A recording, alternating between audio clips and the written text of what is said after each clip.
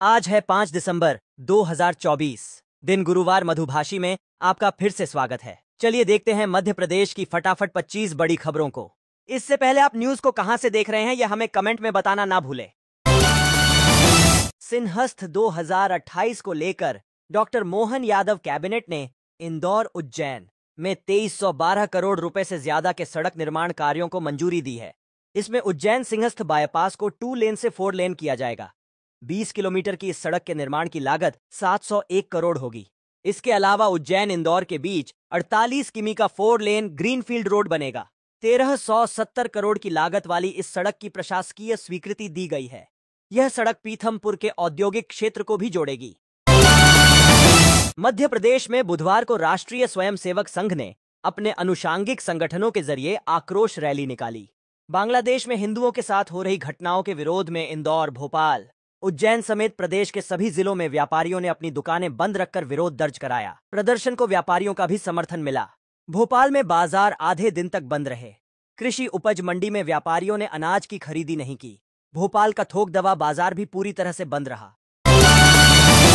मध्य प्रदेश में डायल 100 की नई और अपग्रेडेड 1200 FRV जल्द दौड़ती नजर आएंगी। इसके लिए 1585 करोड़ रुपए खर्च किए जाएंगे। मुख्य सचिव और PS फाइनेंस के साथ हुई बैठक में डायल 100 के दूसरे चरण की प्रक्रिया पूरी की गई है। तय हुआ है कि कॉलर्स का डेटा क्लाउड पर रखा जाएगा। बुधवार को संबल योजना के तहत दी जाने वाली अनुग्रह सहायता के 10,236 मामलों में श्रमिकों के परिवारों को मुख्यमंत्री डॉक्टर मोहन यादव ने 225 करोड़ रुपए की राशि एक क्लिक के माध्यम से ट्रांसफर की। पहली बार आधार से लिंक किए गए श्रमिक परिवारों को सहायता राशि प्रदान की जा रही है। 2 दिसंबर से MP में धान खरीदी शुरू होते ही प्रदेश भर के धान मिलर्स हड़ताल पर हैं। दरअसल धान मिलिंग के बाद FCI और नागरिक आपूर्ति निगम में चावल जमा करने के एवज में अपग्रेडेशन राशि दी जाती है, लेकिन पिछले साल की राशि अब तक नहीं मिली है। बुधवार को भोपाल में राइस मिलर्स नागरिक आपूर्ति निगम के दफ्तर पहुंचे और निगम के MD PN यादव को अपनी मिलों की चाबियां सौंपी। प्रदेश में मनरेगा के तहत एक ही काम को एक से अधिक बार दिखाकर सरकार को शपथ लगाने और बंजर भूमि की जानकारी जुटाने का कार्य पंचायत और ग्रामीण विकास विभाग करेगा। इसके साथ ही गांवों में सरकारी जमीन का ब्यौरा भी सरकार के पास आसानी से उपलब्ध रहेगा। यह कार्य केंद्र सरकार के युक्त धारा पोर्टल के माध्यम से किया जाएगा, जिसके उपयोग को लेकर राजधानी में प्रशिक्षण शुरू किया गया है। मध्य प्रदेश में इस समय 2 तरह का मौसम है। फेंगल तूफान की वजह से प्रदेश में बादल छाए हुए हैं और रात का तापमान 6 डिग्री तक बढ़ गया है। दूसरी ओर बर्फीली हवाओं की वजह से ग्वालियर चंबल क्षेत्र में ठंड बढ़ गई है। अगले 2-3 दिन तक तूफान का असर रहेगा। बादल छाए रहेंगे और रात के तापमान में बढ़ोतरी होगी। इसके बाद पूरे प्रदेश में फिर से सर्दी बढ़ जाएगी। रेलवे ने बिना गंभीर कारण के चेन पुलिंग करने पर 500 रुपये जुर्माने के अलावा ट्रेन के ठहराव का खर्च भी वसूलने का नया नियम लागू किया है। यह डिटेंशन चार्ज 8,000 रुपये प्रति मिनट के हिसाब से लिया जाएगा, जिससे चेन पुलिंग महंगी पड़ेगी। मुख्यमंत्री मोहन यादव ने बुधवार को कैबिनेट बैठक के पहले मंत्रियों को संबोधित करते हुए कहा कि सोयाबीन और धान खरीदी के लिए बनाए गए उपार्जन केंद्रों का अवलोकन करें। उन्होंने कहा कि यदि उपार्जन में किसानों को कोई समस्या आ रही है तो उसे संबंधित विभाग के संज्ञान में लाएं। श्योपुर के कूनो नेशनल पार्क में अब पर्यटकों को चीतों के दीदार हो सकेंगे। बुधवार को अंतर्राष्ट्रीय चीता दिवस के मौके पर 2 नर चीतों, अग्नि और वायु, को बड़े बाड़े से खुले जंगल में छोड़ा गया है। सभी चीते पूरी तरह से स्वस्थ हैं। खुले जंगल में छोड़े जाने के बाद अब ये चीते रफ्तार में भाग सकेंगे। अब मुख्यमंत्री जनकल्याण संबल योजना के हितग्राहियों को सहायता राशि केवल आधार से लिंक होने पर ही मिलेगी। इस योजना में गड़बड़ियों की शिकायत मिलने के बाद नियमों में बदलाव किया गया है। महाराष्ट्र में नए मुख्यमंत्री का शपथ ग्रहण समारोह 5 दिसंबर को होगा। देवेंद्र फडणवीस मुख्यमंत्री पद की शपथ लेंगे। शपथ समारोह से पहले फडणवीस ने महाकाल मंदिर के पुजारी को निमंत्रण देते हुए भस्म और प्रसाद के साथ बुलाया है। पंडित आशीष पुजारी ने बताया कि फडणवीस ने उन्हें खुद फोन कर शपथ समारोह के लिए आमंत्रित किया है।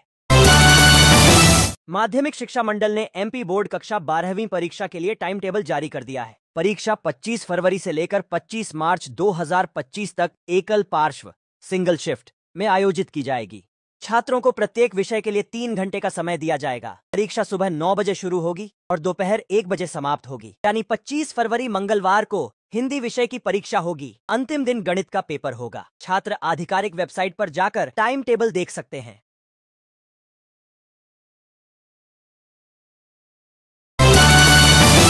मुख्यमंत्री डॉक्टर मोहन यादव ने कहा है कि प्रदेशवासियों को सस्ती और प्रदूषण मुक्त बिजली उपलब्ध कराना हमारी सर्वोच्च प्राथमिकता है।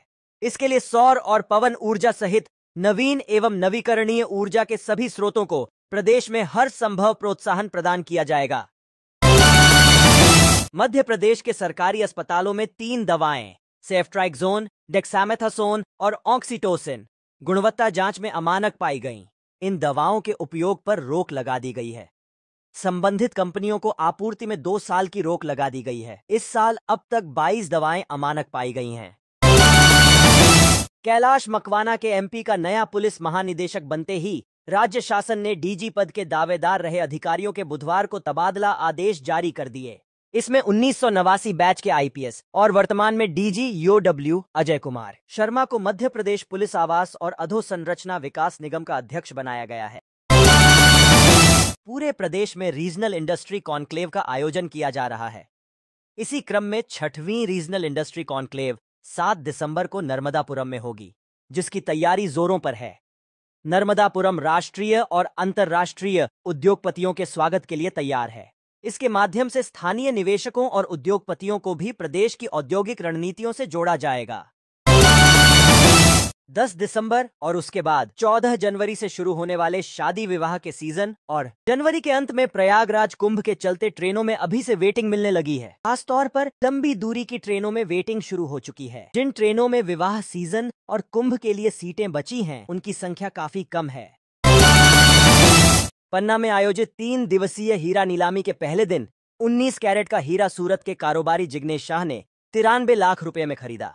इस नीलामी में 29 हीरे कुल 52 कैरेट के बिके, जिनकी कुल कीमत 1 करोड़ 18 लाख रुपए रही।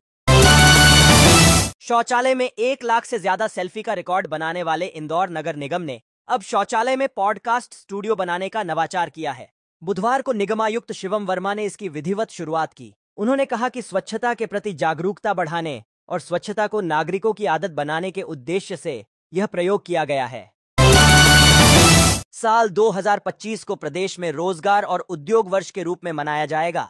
इसमें एमएसएमई और उद्योग विभाग के साथ विज्ञान और प्रौद्योगिकी, कुटीर और ग्राम उद्योग, माइनिंग, नवीनीकरण ऊर्जा, उद्यानिकी, फूड प्रोसेसिंग आदि विभाग की साल भर गतिविधियां संचालित की जाएंगी। इन दिनों बीजेपी के संगठन चुनाव चल रहे हैं। 15 दिसंबर तक मध्य प्रदेश के 1300 मंडलों में मंडल अध्यक्ष और 15 से 31 दिसंबर तक जिला अध्यक्षों के चुनाव होने हैं। संगठन चुनाव को लेकर बीजेपी ने जिला निर्वाचन अधिकारी नियुक्त किए हैं। हालांकि बीजेपी ने इन्हें मंडल और जिला संगठन पर्व प्रभारी नाम दिया है। कांग्रेस अध्यक्ष ने किसानों का मुद्दा उठाने के लिए साधुवाद देते हुए कहा कि उपराष्ट्रपति ने किसानों के दर्द को समझा और शिवराज जी को उनके गैर जिम्मेदार रवैये पर सख्त आईना दिखाया। इसके साथ ही उन्होंने कहा कि किसानों को दया नहीं, न्याय चाहिए, लेकिन बीजेपी की नीतियां अब तक सिर्फ धोखा साबित हुई हैं। मंडी में अनाज और सब्जियों के दाम में बदलाव लगातार जारी है। गेहूं और सोयाबीन के भाव में गिरावट का दौर देखने को मिला है। डॉलर चना के दाम में आज मंदी है। तुअर के भाव में हल्का उछाल आया है। सीधी में गोपालदास बांध के जीर्णोद्धार के लिए भूमि पूजन कार्यक्रम में प्रदेश की पंचायत एवं ग्रामीण विकास राज्य मंत्री राधा सिंह को नहीं बुलाया गया, जबकि बांध के जीर्णोद्धार का पूरा काम पंचायत विभाग की योजना के तहत होना है।